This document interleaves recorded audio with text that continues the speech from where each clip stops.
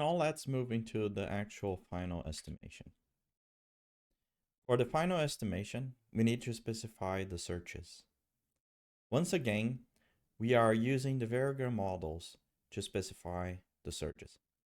We're using rmsp.search vario buffer. We are passing the variogram of the domain, buffering by 5, same as we did for nearest neighbor and inverse distance. This time we are setting the minimum number of composites to be 10 and the maximum number of composites to be 40. It is good practice to store and document the searches. So in this case, we're storing the searches into a dictionary where the name is the key of that dictionary. And for documentation purposes, we are building a table for each one of the searches using the tool column and the column name. So we can see what that actually does. So if we select the outside domain and do a to column with column name equals outside. I haven't run this yet. So this generates a table where it's just a column, and for that column, which is named after the domain, we have all the search parameters, including the angles of anisotropy, the ranges, and also the restrictions. In this case, minimum number of composites equals 10, maximum number of composites equals 40. So this cell is generating a list of all those single column tables for each one of the domains. And we're using the pandas concatenate function to merge all those columns into a single output data frame. So this data frame is a single table that summarizes the parameters for all the domains. Before we estimate at the grid, we are going to start with a cross-validation estimation. Let me run this cell first, and then I will explain all the steps.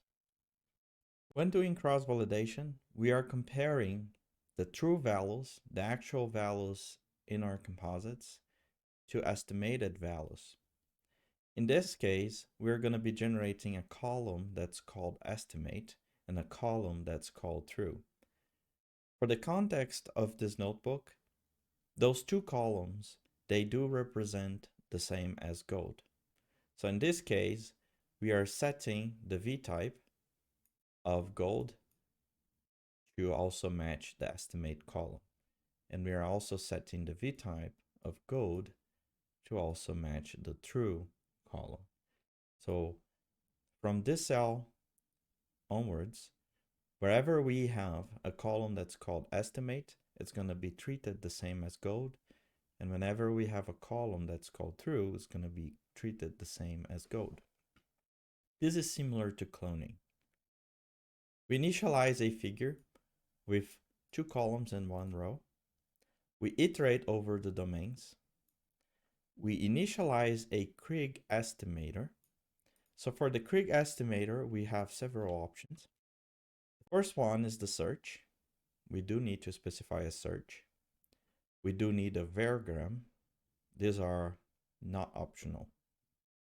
We can specify the Krigging type.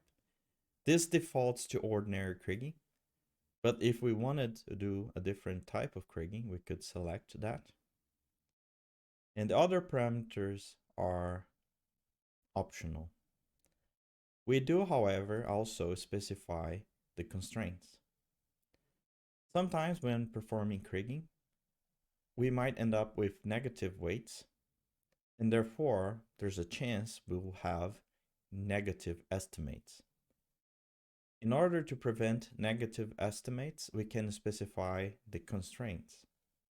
In this case, we are setting the lower value of the estimate to be the minimum value that we see for gold for that domain in our composites. So, if by any chance a block gets a negative estimate because of negative weights, that block is going to be replaced with this value. We do not specify a upper constraint. There's no upper constraint for our case with the gold estimate. So these lines of code are just initializing the Krigg estimator. Once the Krigg estimator is initialized, we can call the LOOCV method, which means leave one out cross-validation. This method is going to take the data locations, the variable we want to cross-validate, and also we are specifying the keyout. The reason we are specifying the keyout here is because we are working with soft composites, and we only want to evaluate the quality of the estimates at the hard data location. So the keyout here to specify the hard data locations is just the opposite of the keyout that specifies where the soft data locations are. That's why we use this symbol.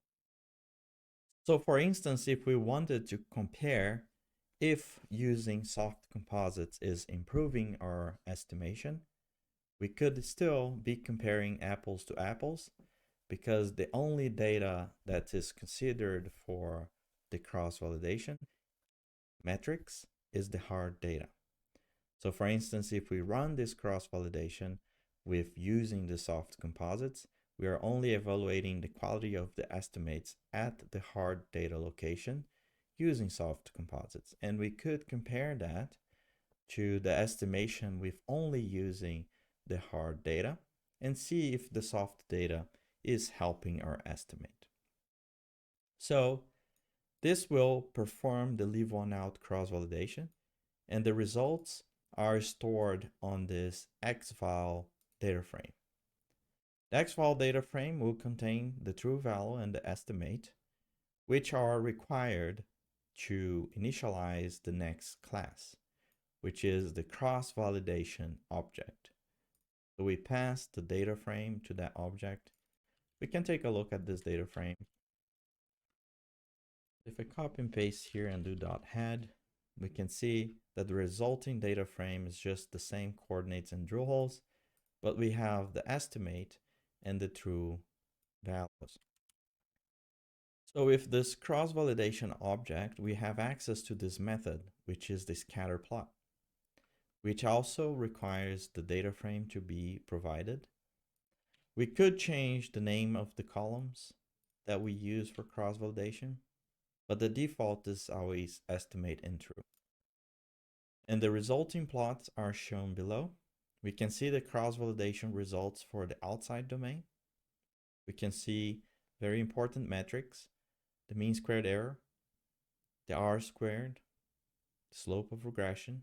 We can check for bias, like taking a look at the mean of the x-axis, the mean of the y-axis, and we can also see how many data was estimated. This should be all the hard data locations. On the right side, we see the result for the inside domain. Again, we can see the same metrics.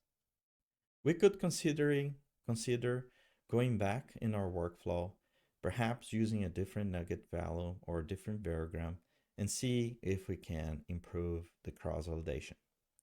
Once we are happy with the cross-validation, and this is the best we can do, we can go ahead and go into the final estimation. One thing that may look odd at a first glance is the red line.